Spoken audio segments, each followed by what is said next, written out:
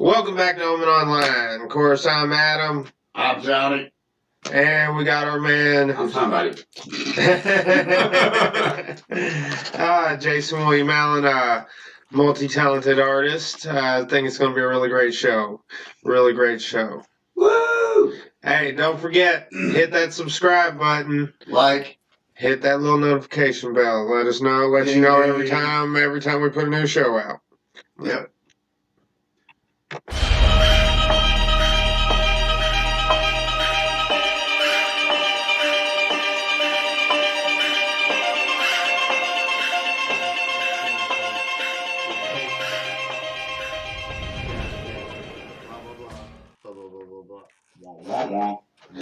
And we're back. We're back. Oh, great times, great times. As I said, we got Jayson William Allen, my man over here. He's currently in a group, Poetry of the Dead. Right. Goth boy band. Goth I'm boy totally a band. goth boy band. They're not really. I can goth see it. boy band. I can so see it. I mean, no, that's good marketing right there. Hold up. You heard it here first. The first goth boy band in Louisville. I will take that. Man, you just gotta get the other guys to be as androgynous as you are sometimes. I mean, out there. Well, I don't know. Me and Carl get a little freaky on stage sometimes. I know. Yeah. I went to high school with Carl.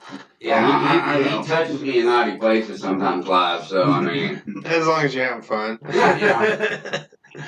Oh man! And I seen you just recently had a show, the Imaginarium. Yeah, the Imaginarium convention, man, that was awesome. My whole goal for the past 7 years has been to break into the convention industry for horror. And that was my first convention that we actually played at. Had a booth at for my art and all that good stuff. So, yeah, man, that was an awesome show. And that's like, I quit giving up. I gave up on the whole record deal probably about 5-6 years ago. I mean, I'm getting older and all that good stuff. And in this day and age, man, you don't need a record deal. You do it yourself if you want. Mm-hmm. And, you know, I go to like 6 to 8 conventions a year, and I enjoy the culture there, and I enjoy the atmosphere at conventions. It's other artists, at all of them, and the horror conventions themselves are just like my people. And so I decided to try to market myself to them. We did our first one at Imaginarium, which is more of a literary convention, an art convention. But man, they loved us, and we loved them, and we had a great time. So that's literally like the whole aura of what Poetry's trying to do at this point is we're going past like the fame and going to like where entertainers go to die, I guess. but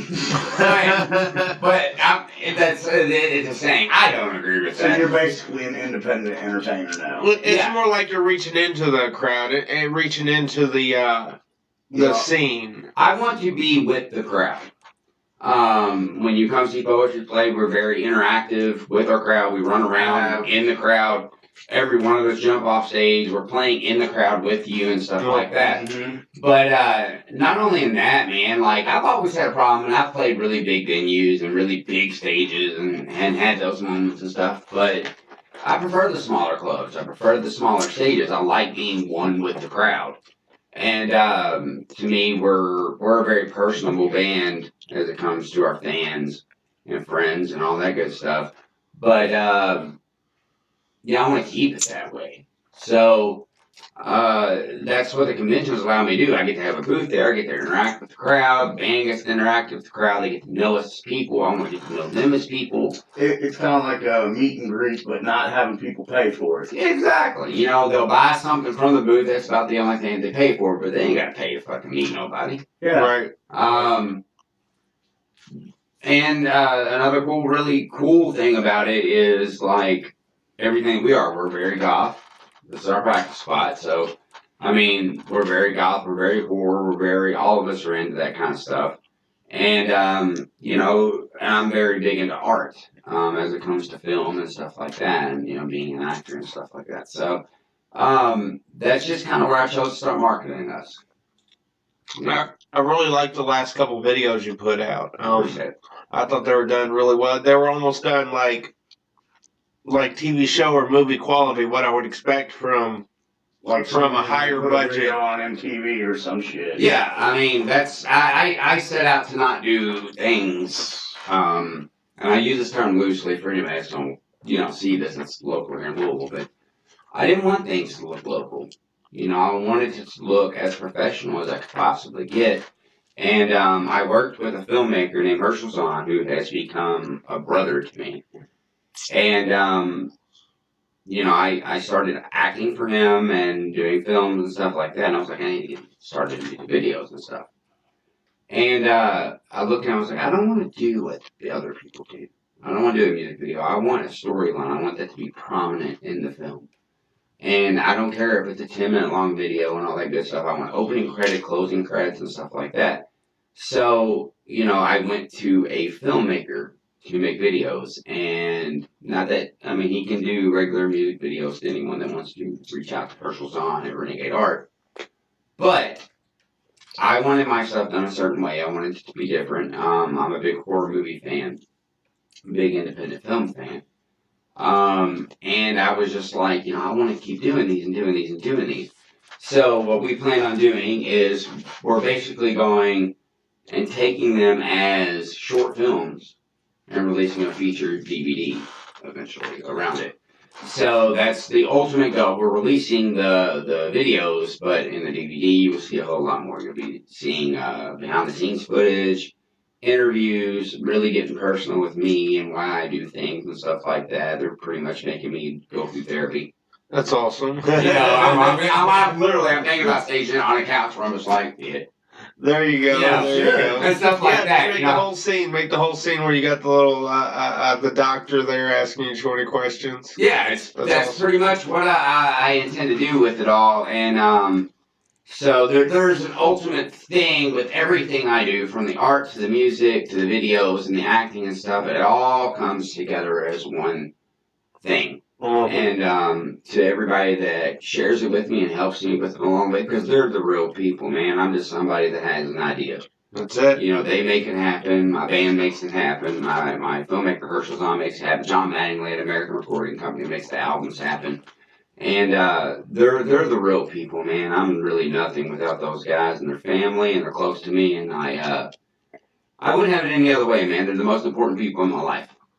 That's awesome. That's awesome. Yeah, it's like the whole bundle of sticks analogy. You know what I'm saying? One stick can be broken, but when you get that whole team together, when you get that whole bundle together, it gives it that strength. Yes, it gives you a lot more capability. It's that foundation, man, and then you build and build and build and build, and you build this thing, and that we can all share in, and that's my ultimate goal. I would never, if anything happened for me, which it probably will not, other than what I'm doing, which is fine with me, honestly. I'm a very humble musician and humble artist, but as long as people, listen to my stuff, that's the only thing that matters to me. I mean, how many albums I'm giving away for free? Yeah. I pretty much have all your albums. I even have, I don't have it anymore, but my friend has a copy of an original one of Poetry, not Poetry of the Dead, one with Misery. Oh, wow. Yeah, my friend Dale, he actually has a original copy of it. That's an old album. Yeah, I actually have an original copy of MSD's October Bleeding, though, too, which you can't hardly find anywhere. I have every local album. I have a lot of them. A lot more than I thought I did. But there's still some that I'm missing. But then again, I liked some of the local bands, and there were some I just wasn't into. Well, it's everybody. Everybody had their favorites. Everybody had their thing and stuff like that. So, you're not going to like what everyone does. Exactly. But the thing is like having the respect that local artists, independent artists, whatever you want to call them. I prefer the term independent artist. Local sounds really garage band. Mm-hmm. And a lot of these guys are by far garage band sound, and by far not playing in a garage.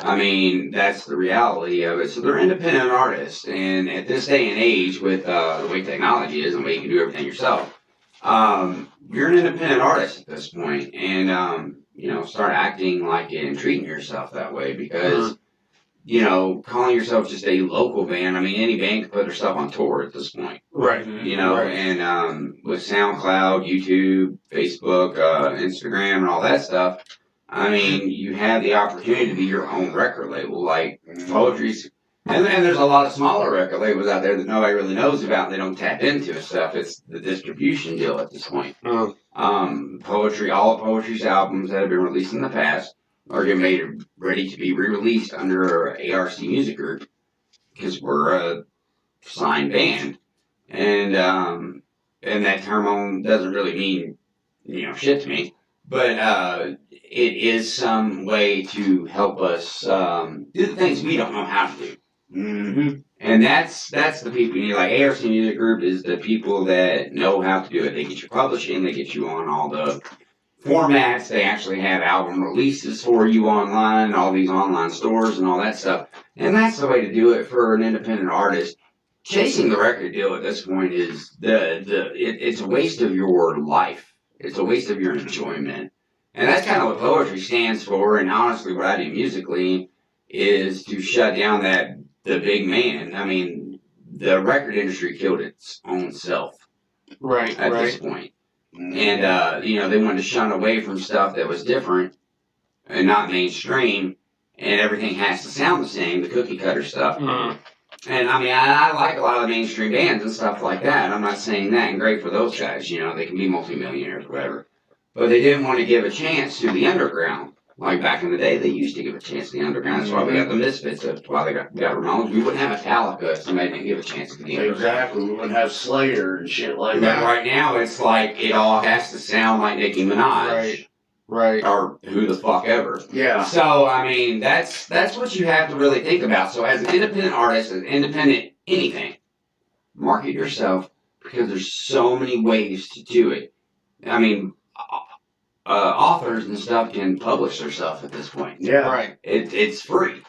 It's all free, and like nobody's really utilizing it because they're still chasing. Like I gotta get published, or I gotta get this film distributed. See, exactly. We live in a digital age now where everything's available for you, and now it hurt a lot of your big name labels because it gave music free access to everybody, and at the same time, I think it helped out a lot of your local and smaller names because it helped them market themselves to a wider audience, Just by going to become a SoundCloud rapper, well, you go from a local artist to a world international artist.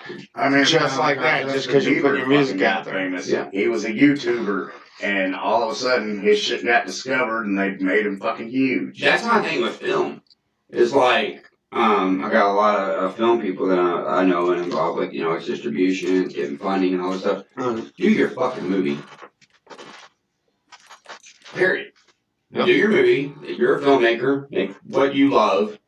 And don't worry about funding and don't worry about budget and stuff like that. It's literally make it, put it up on YouTube for free, and people are going to watch that shit. And then your next one, you'll get that funding. That's the reality of things, and a lot of people just don't utilize the free thing. And that's kind of what we're doing with like one of our other shows that we're helping produce, Seconds Left. It's someone else that we know had an idea for a show. We're helping him produce it, and we've got a couple episodes, I think, or like one episode filmed for it already, but we're not putting it out just yet because we're finishing the editing on it and stuff. You know what I'm saying? But like, we're putting that out for free, and it didn't really cost us much of nothing but gas and shit to go to where we went and filmed at. And you can get paid off anything that you make. Yeah. Even if you don't get paid off YouTube with all the whatever 20 billion views you gotta get. It's merchandising. It's all the things that you can put behind it to make your money back and to make a little bit of profit on it. And I mean, I am a big stickler of, I don't like using that word. Like, we recently got our t-shirts made, new t-shirts made and stuff like that. Yeah, I know. And the prices went up so much for getting them made that I gotta charge a price that I'm uncomfortable with. But like, just my albums and stuff, like if somebody, I put a price tag on them of like $10, but usually if somebody comes up, I'm just like, here. Yeah. He did that to me. I tried to pay him for albums one time. I was like, here, take it. You're taking my art home and you're appreciating what I do, to me, I can't charge somebody for that. That's why I have a merch person now, because, I don't know, I gotta think, I can't take people's money that actually appreciate what I do. I'm ecstatic and excited about that you like what I do, and I don't care. I mean, I didn't get into this to be, for it to be a job or to be a businessman. I just want people to enjoy what I put out, and I hope it helps people a little bit along the way. So, a lot of people lose that mentality. It's the doctor syndrome. It's kind of like I've heard you say before, I don't need your money to do what I want. I have a job to do that. Yep. I work every day. Everybody in the band works every day. We all work crappy jobs just like everybody else. So that's why it's hard for me to take somebody that's a working class citizen, who works 9 to 5 or whatever and bust their ass. It's hard for me to take their money. That's money they need to put on bills. That's money they need to feed their kids and stuff like that. Right. And musicians and artists somehow lose that mentality that the people buying your stuff are struggling just like you. They just want to know what you're putting out because they want to know how you're feeling because it'll make them feel a certain way, probably. That's where the internet comes into play, man. There's just too many things that are available to put things out for free. Yeah. And it really comes down to it when you're an artist and you just want other people to have your art, like you were saying just a second ago. You put it out there and let other people enjoy it with all these free ways to put your art out there. Yeah. To let other people hear it, to let them try to understand where your groove is coming from. The merchandising aspect is the money maker. If people choose to buy that, then they can. They want to wear your t-shirt, they really like your t-shirt and blah, blah, blah, or some thongs or whatever, they can buy it. If not, they're still getting your art and they're still appreciating your art for free. So, it basically comes down to entertainers and stuff, don't be greedy. Remember why you do this. Most people make it, get the record deal, or become big directors or big actors and blah, blah, blah, blah, blah. And they lose that aspect of who they are and who they were.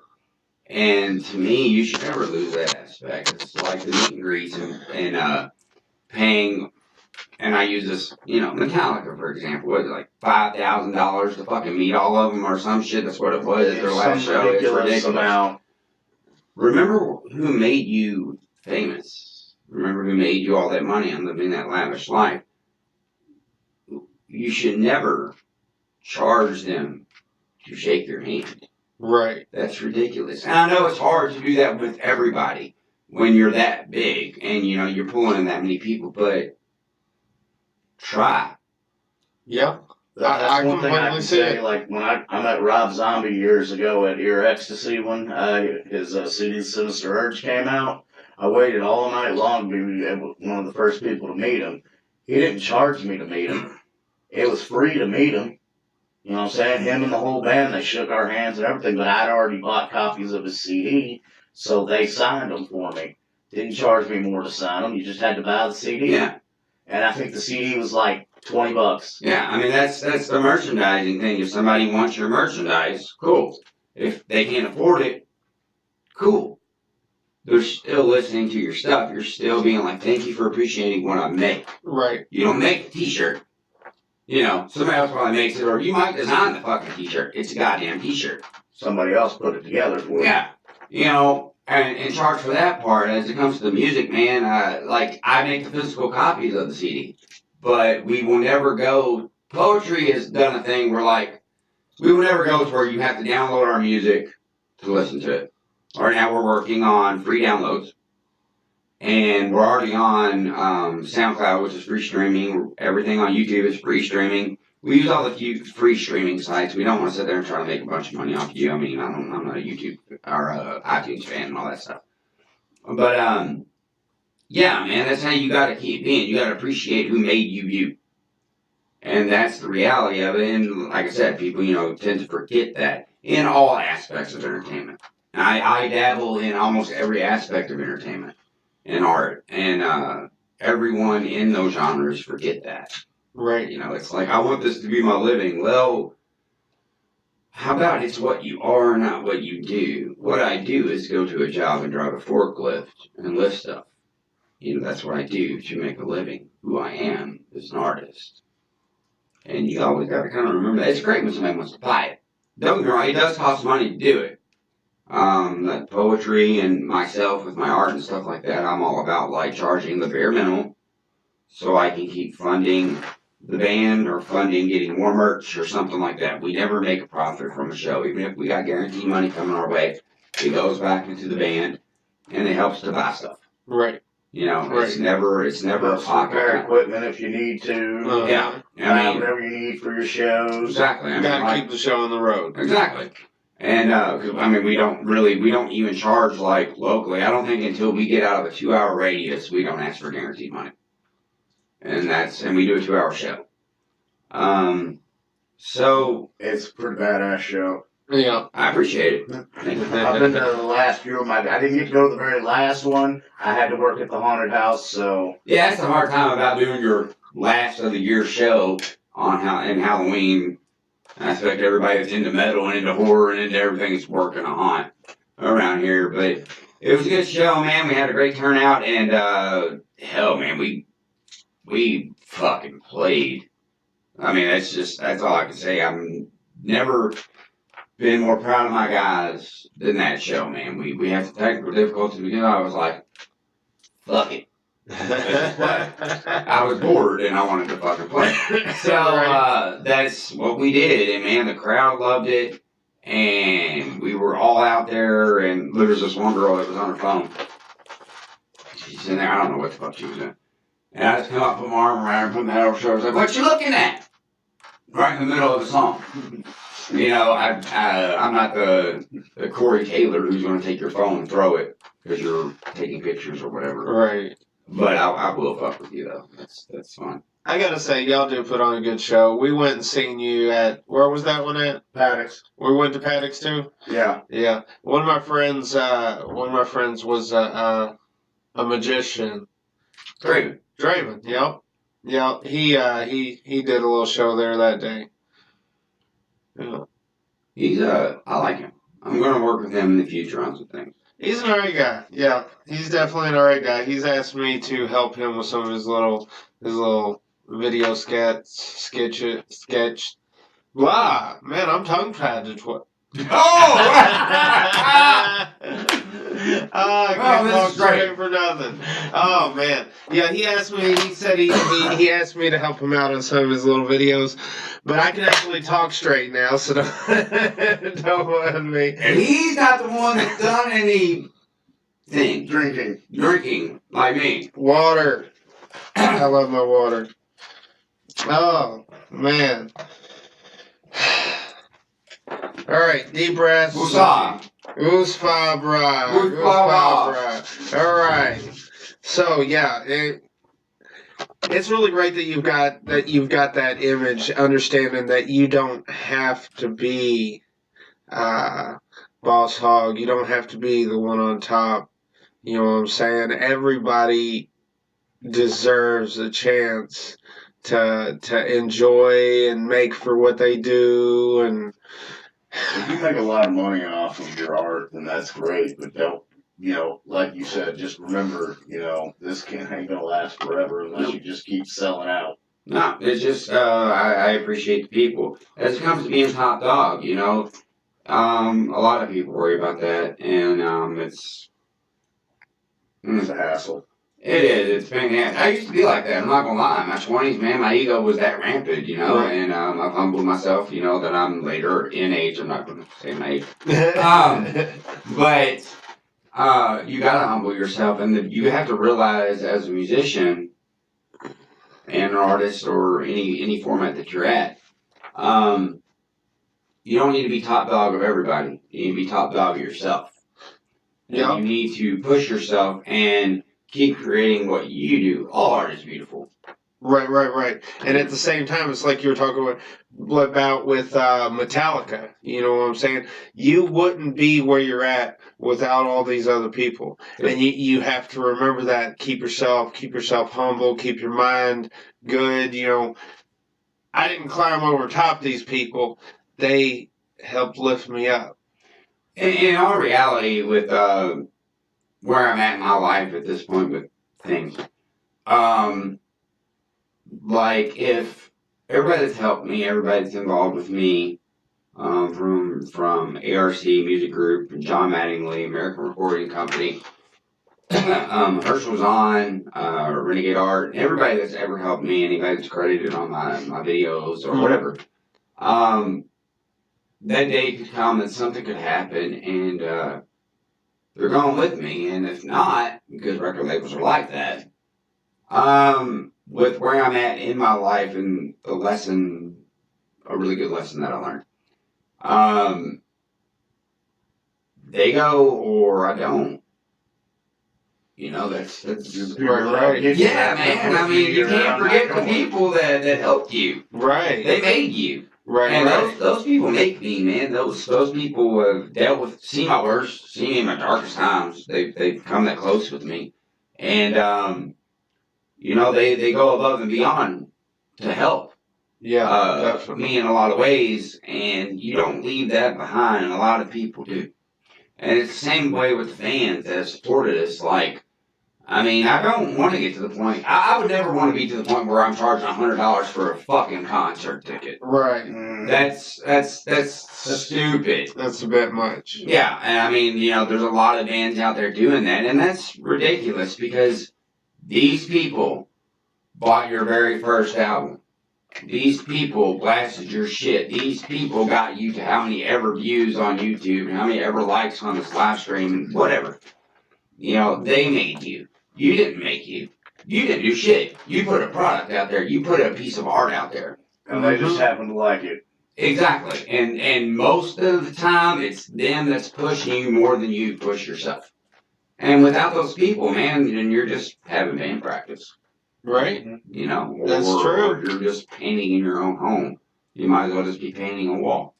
You're right, because you could sit there and you have your band practice, you know what I'm saying, in your little private area, but it's that energy when other people are feeling your music, your art, and feeding that energy back into you. Yes. That's what really makes it. That's what brings it to that next level, at least to me personally. You know? That's where life for an artist matters. That the people appreciate what you've done. Yes. I mean, most artists, if you look at art, not music and film.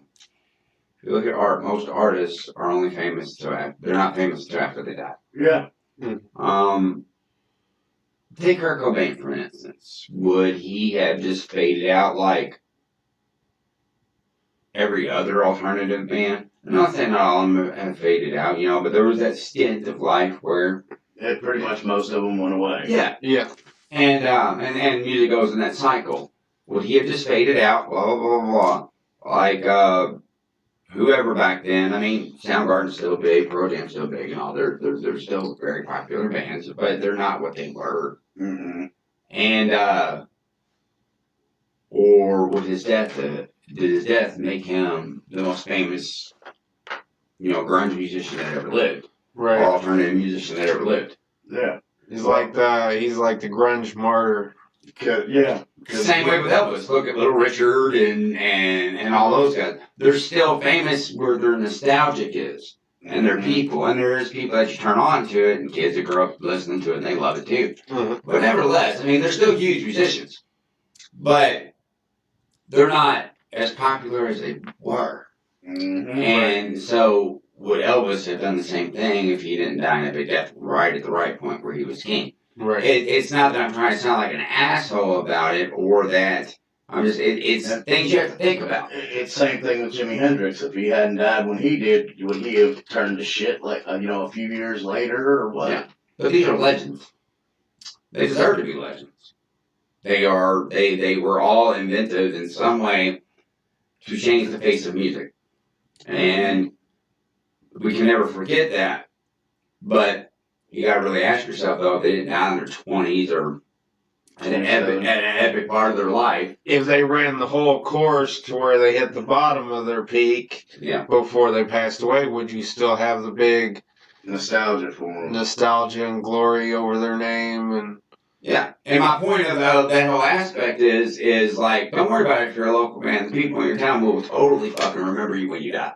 Right. Just do what you do, man. Do what you love. Do what you were meant to do and what you enjoy doing because you're going to create regardless. Don't let money hold you back from creating. Create Right. shit. Right. Everybody I'll go with create. I've come up with some inventive ways to make things with nothing, pretty much. Yeah, I mean, that's what you got to do. Yeah, you work with what you got. That's just a matter of life. But it's all good. You So make we a all make it fart happen. art or something? No. That's something out of nothing. Like, well, not really. I mean, I can eat my cat. But no, I just make different types of art. It just depends on what comes in my head at the time. I do little canvases sometimes with like glow in the dark paints. I make masks or I just make random shit that just pops in my head and it's like, I gotta make this. That's art. That's music. That's film. That's all of it. It's all about your nugget. That's it. Putting out something original, something that you're feeling. I've had items that I've worked on for weeks at a time. Or like when I build my characters for the haunted houses. To me, I'm doing an art form because I am creating this thing. Well, here's As long as another you're thing. creating something, you're a fucking artist. With your Doesn't matter what you're characters? creating.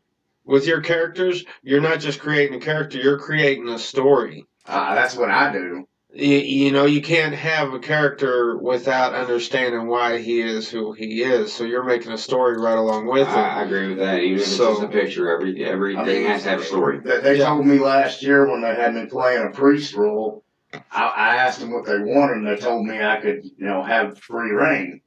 So I didn't call myself a priest. I became a pope. I had Pope Judas. Pope Judas, that's actually really good. Yeah, I remember one night somebody came through and was like, "Look, it's the guy from Ghost." And I went, "Do I fucking look like the guy from Ghost, motherfucker?" Kinda. I'm getting ready to get my offensive controversial stage like I do on Facebook. I'm gonna shut up now. But like, with this one that I did this year, he's a party demon, but he's a clown demon. And his name's Spike. He wanders around in a kilt. I got a jacket that fucking has lights all up in it and neon shit so it glows in the black light and stuff. But I wear a full latex mask. It's got spikes and shit on it and stuff. That's why he's called Spike. But I carry around a hot pink baseball bat and swing it at people. And I usually have a party light on my back that's throwing lights everywhere like a disco ball. And then I have a little handheld one that I use to blind them with and shit. See, that one turned out really good with the whole party demon concept. You got the whole party aspect, and you're in the clown. So yeah, I think your character this year turned out. I like the hot pink bat because I wear hot pink panties when I'm on stage. I understand. It's the hot pink. Well, the thing I like to do with most color. people is I ask them if they want to touch my big pink stick, and if they act weird about it, I say, I go off on them and go, "It's for breast cancer awareness, you pervert." That's great. And he's a clown, so it works. Yeah. And they're like, "Big pink stick," and then I just kind of stop it right in their face. Yeah, my big pink stick. Have you ever accidentally hit somebody in the face with it? No, because I'm smart. I have caution tape at the end of it. That's about as long as the bat plus about another foot. I swing it at people, and I'm still far enough away, but the caution tape flies and smacks them in the face. Oh, there you go. See, I thought he was going a whole nother direction with it. It's like, I put the caution tape on it, so if your face crosses this tape, it's not my fault. Oh, shit. Yeah, waiver. This weekend they're getting something different. I actually bought glow sticks to put on too with me so I can glow some more at the party. I even bought some ones that glow pink that I'm going to put around the end of the bat. And that's art in itself. When you create a character like that, when it comes to acting, like most actors, at least I do. And I know a lot of other actors that do it. They'll take their character and even though their character is like this part of the story, they'll create a backstory for the character. So it gets them into the character of who this person actually is. That's pretty much what I do. That's what you have to do. As it comes from on actor. I see people that come in and they just want to do something that looks cool. That's awesome. Okay, well, come here and I'll help you make it look cool. Yeah. It's kind of like the guy they got playing the priest right now. I trained him because I played that role last year and they really wanted me to play it this year, but I told them, no, I'm doing this year. I don't do the same thing every year. Yeah. I got to do something different. I don't like playing the exact same thing. it hurts me. It's like, I love doing it, but I got to do something different every year.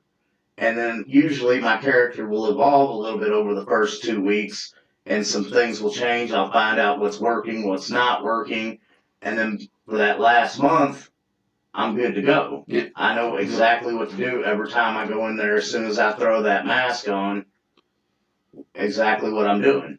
Your character comes right out. Exactly. It's kind of like when our one buddy, he had to play Freddy one weekend because the guy that was playing Freddy had to quit because his work schedule kind of screwed him. You know, peak and all at UPS. But he basically, his work schedule screwed him, so he had to quit. Well, he had to cover for Freddie that weekend because he had done it a couple of years ago and he's real good at it. So the moment he changed into that outfit and threw that really nice fucking mask on, he was Freddie.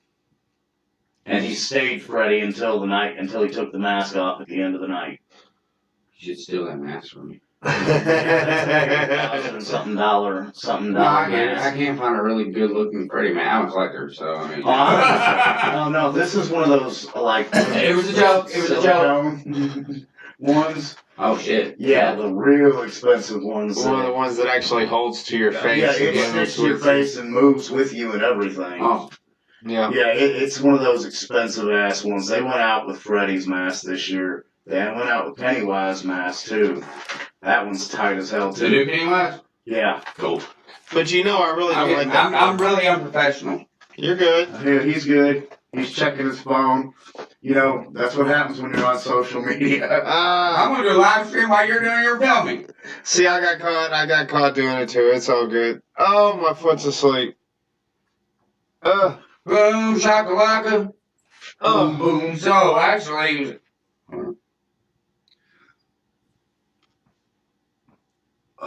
Popping the back. Shh. I gotta say, you are the best back popper ever. Yeah, I know. The only person I'll let pop my neck.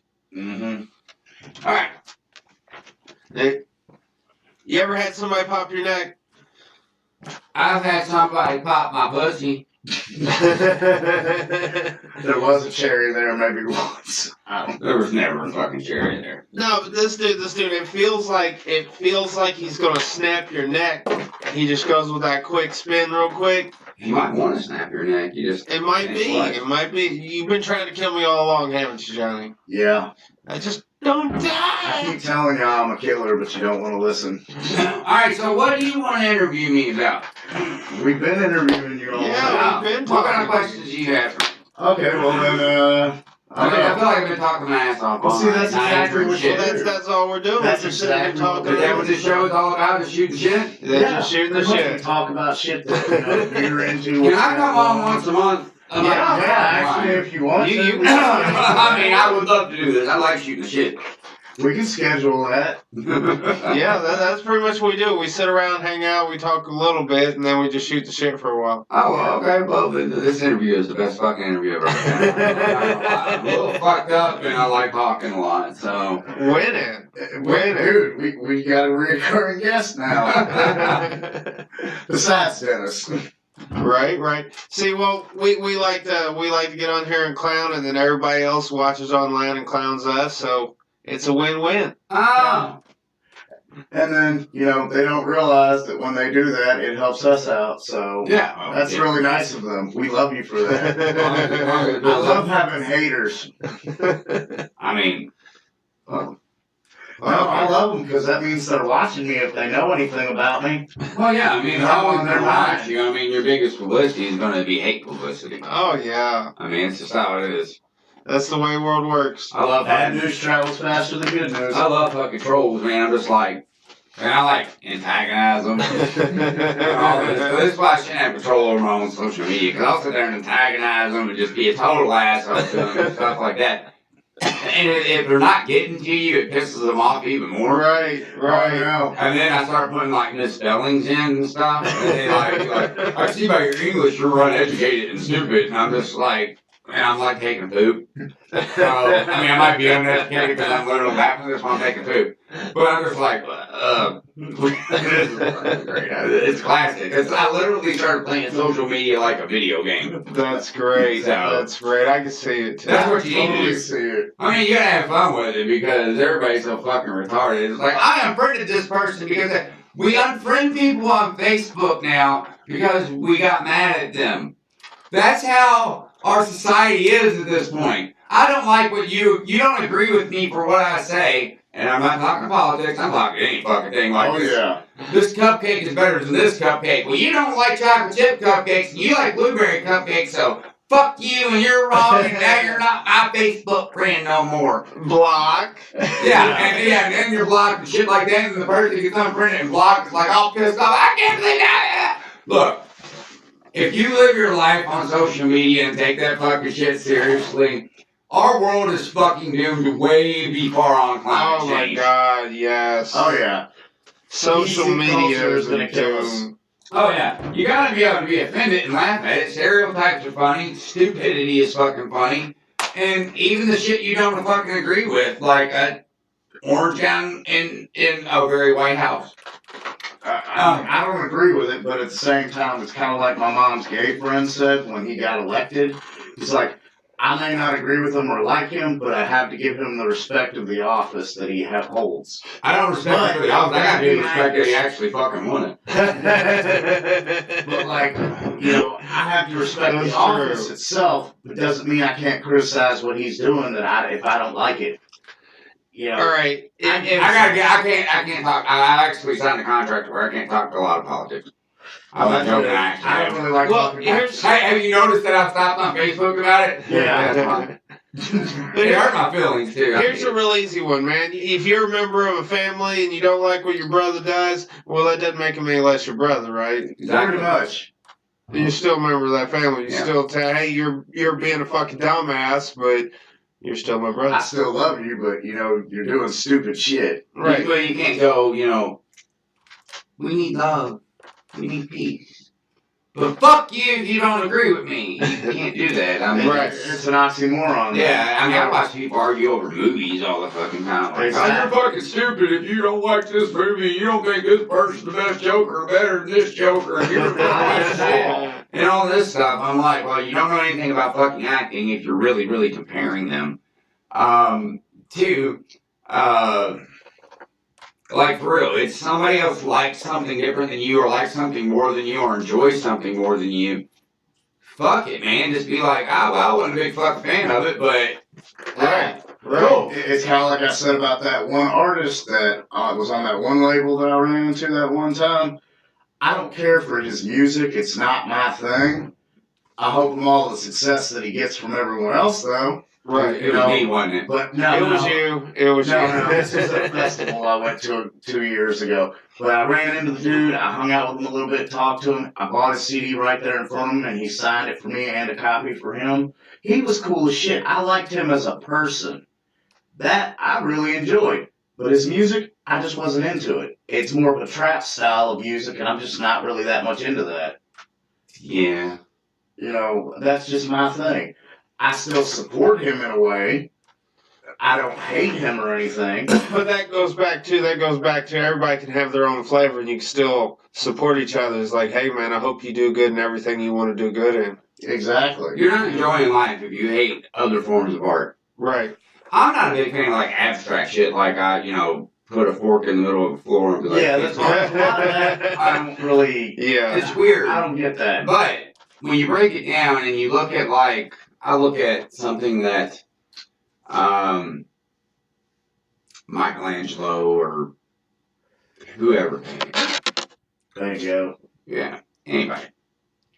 I'm like, what was this artist thinking? What was the reasoning behind this painting? Or the reasoning behind this photo? Or the reasoning behind this? What were they feeling at the time that made Why them did they do want that? Yeah. What was going on in here and in here that made them do that? And I'm just using the fork in the middle of the floor because I've literally seen that. And no, I don't respect you fork in the floor. But I don't blame you. it turned me on to looking at abstract art. And I started kind of dabbling in it a little bit. I don't do it a whole lot. It's not really what I sell. I may eventually. But it's literally why. Why is it created? Why did somebody put on a pair of boxing gloves? Like there's a commercial about this dude's wearing a pair of boxing gloves. He puts a boxing gloves, he paints, punching the canvas. Well, that was his art. That was the way he felt at the time. That was his emotion coming out onto that canvas.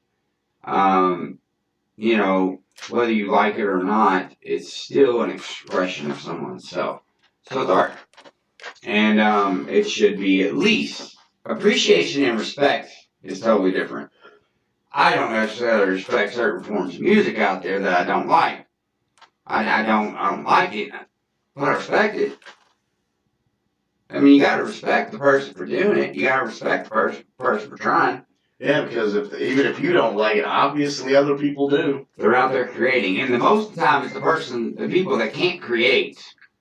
They usually bitch a lot about stuff. Well, I mean, you're not doing anything with your fucking life, but you know, pouring ice in a fucking glass and putting some liquor over top of it. Right. That's your art. I mean, you know, oh, I have kids, I have a family. That's cool, but you're not creating anything. You busted a nut. Be an artist. And, you know, you can't bitch about art if you're not an artist.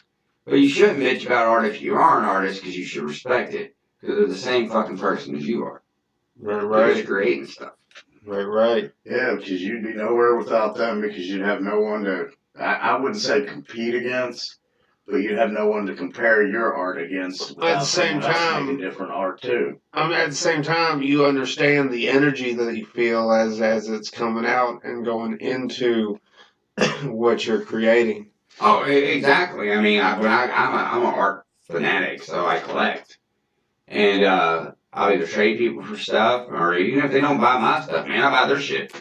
You know, I like different things. I collect horror art mainly, but like I like people's original pieces. And Right. Stuff. Right. And anytime I can buy a canvas print or something like that, man, I do. I buy people's original stuff before I buy like a recreation or something. Well, see, most of the people that when I see their art, if they have prints, I buy their prints mostly because they're more affordable. Yeah, I mean, I always buy prints. Because like, there's this one artist that goes to Conglomeration every year.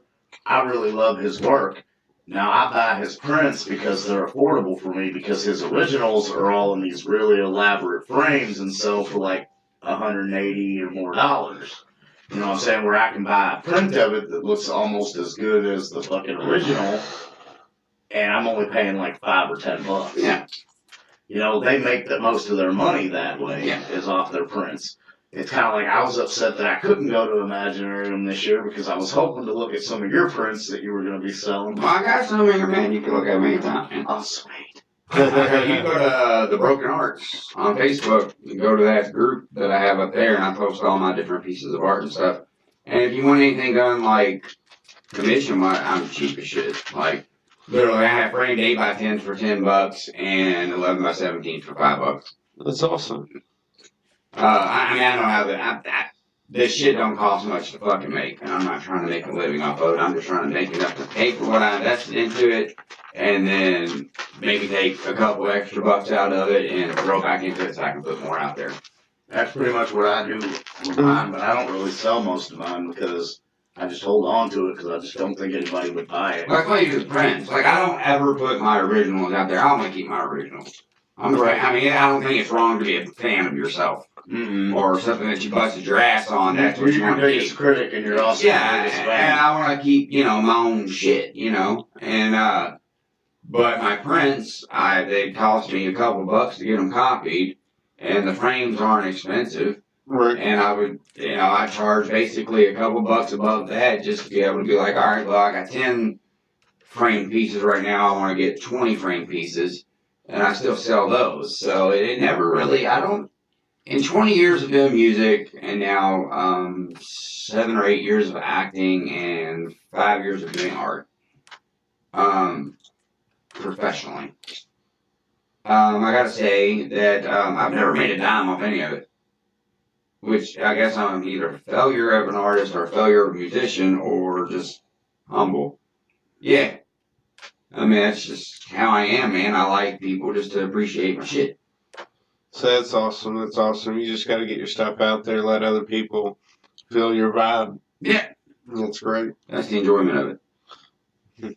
You know, growing up middle class or lower middle class. Right. I don't want to say poor. There's way less fortunate than me, but I ain't fortunate. But growing up that way, man, it just like when you don't know that you're going to ever do anything, when somebody actually likes it, loves it, it just kind of warms the heart. Yeah. Right. It's nice to feel appreciated too when you have something that became a success and other people that actually tell you, hey, you did a really good job, Yeah. And that little bit of confirmation, I guess, that pat on the back just makes you feel that much better. Yeah. It makes it feel like all the time you put into it wasn't a waste. Yeah. That's my thing with anybody in the arts or music or whatever. It's you're going to create it anyway. You should be creating it anyway. I mean, you should be creating because you love it. If you don't love it, then what's the difference of fucking doing it other than just a regular job? Right.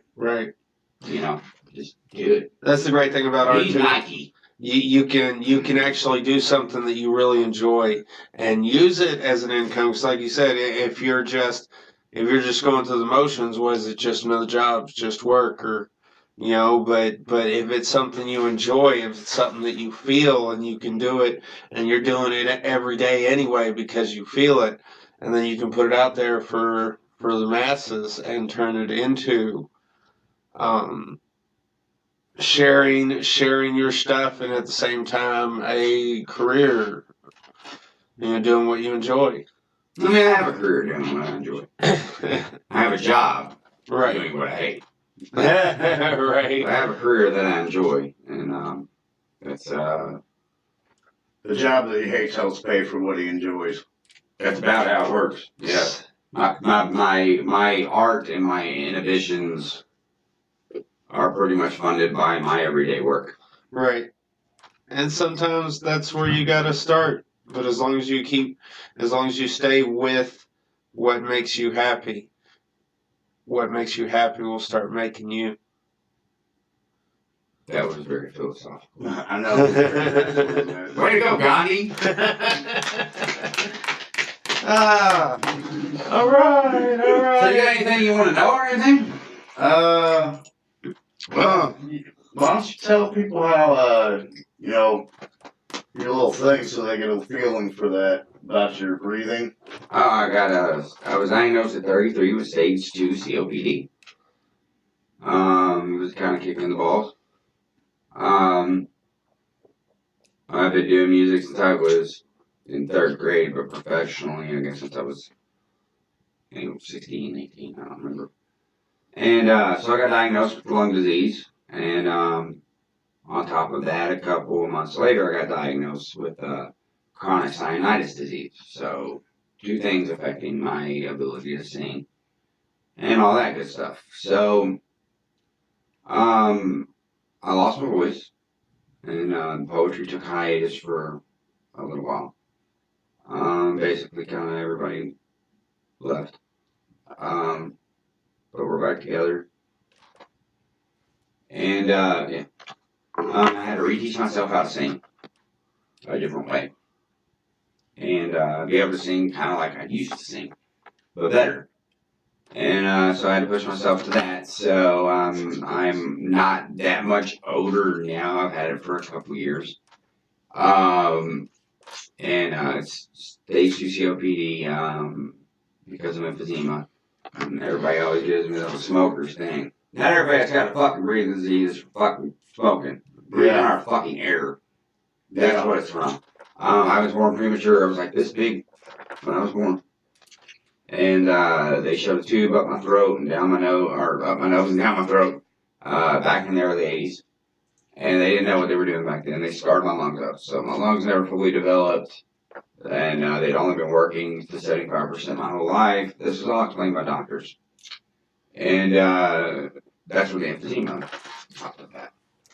So that's what I deal with when I'm performing and stuff like that, even very high energy performing and stuff like that. I have to sneak like behind some speakers, take it off my inhaler and keep going. And that's not a feel sorry for me kind of fucking thing, or I overcome this, so, you know, I'm awesome. It's not that. It's, my whole creed with that is that be good to fucking people. There You don't know what the fuck they're There going you through. go. Mm-hmm. You don't know right. what the hell they got going It's on like in their fucking life. So just be fucking a good goddamn human. there you go. It's just that simple because you don't know who they are, what they've been through, what like your COPD. That's not something I'm going to look at you and see. Yeah. You know what I'm saying? So yeah, that's keep it simple. Be good. I watch people be so fucking dirty on social media and shit like that. And that person that you're fucking being a piece of shit to, that don't get me wrong, is probably an asshole to you. That motherfucker could be autistic. Yep. Mm-hmm. Yeah, you don't. And we're all autistic awareness and we love them and blah, blah, blah. That person, because we don't know these fucking people. I got like 4,000 friends. Like, you know, personally, I know like 10. You know, or I know at least a little bit about them. Cool, I'm in the 10%. Yeah, I know a little bit about their goddamn life. So, I mean, be a good fucking human. It's not that hard to be a good fucking person. If somebody starts being an asshole, you'd be like, okay, well, cool, that's cool, we don't agree. You know, we can't debate. Because people have lost the art of debate. You should be able to debate, fucking, you know, disagree on something, but just be able to, like, logically and with an educated attitude, be able to discuss a topic. We can't do that anymore. So that only makes sense. Here's your opinion. Here's my opinion. How can we work together? No. Your opinion's different than mine. How can I cuss at you and knock you down? Well, the human race has become Congress. Yeah. You know, we're about as divided as that. That Congress didn't divide us. We divided us. Yeah. Yeah, we divided ourselves. It's how many groups can we put ourselves in? Or if you're not this color, or this gender, or this country of origin, or this Democratic Party, or Republican, whatever. We forgot how to be humans. Yeah. And we literally, like, with anything from race to gender or whatever you believe, Gotta be decent. you gotta be a decent person. And, you know, it's like, and somewhere with it, we, along the way, each group has segregated themselves. Uh-huh. We're this, you're not. We're this, you're not. You segregate it yourself and cause the fucking divide. And literally, you put yourself in a minority when 10 to 12 years ago, or whatever the fuck it was, it might have been there a little bit. You all have fucking blew it out of goddamn proportion. And I'm not talking about you, this group, every one of the motherfucking groups. See, and that you are so right, and I can't believe I didn't say it before. Everybody needs to feel special, and everybody needs that title so badly that they've segregated themselves by having the title. Yeah. I need to be something specific. Therefore, now I'm hanging out with only the people with that something specific title. Now we're our separate group, and you're not one of us. And it all comes down to each group that's bitching about segregation and hatred against who they are have literally segregated themselves because that's what they are. wow. We don't need this community and this community and this matters and this life matters and fucking whatever the fuck. We need, hey, you matter. You matter. You know what? You belong over here. You belong over here. I don't care what you believe. You belong over here. You want to bitch about fucking religion all the goddamn time. I don't believe in religion. I'm very anti-religion. I'm not against faith. I'm not against belief. You believe whatever the hell you want. Religion is law. It's not belief. It's not love for whatever the hell you believe in. Religion is corrupted by man. Religion is law. That's literally what it was. They took belief structure and faith and made law. And that's about it. So, I just want to put that out there. Yeah, man, it's like, I'm this. I identify with this. I'm this race. And you're not. So fuck you. Well, this person's going to go, well, fuck you and what you believe. Mm-hmm. And that's what causes the divide. And if you don't think that has been put into play by people that are in power, and that people that you sit there and think that you vote for, You're just making yourself fucking stupid. Well, You should always be open to different things to learn more. I completely agree with you. But on that note, we are at the end of our show. I think we've had a really great time here. Don't forget, everybody, hit that subscribe button, that notification bell. Like and ding, ding, ding. Get that ding, ding, ding. Dong, dong, dong. Thank you for our guest, JWA, Jayson William Allen.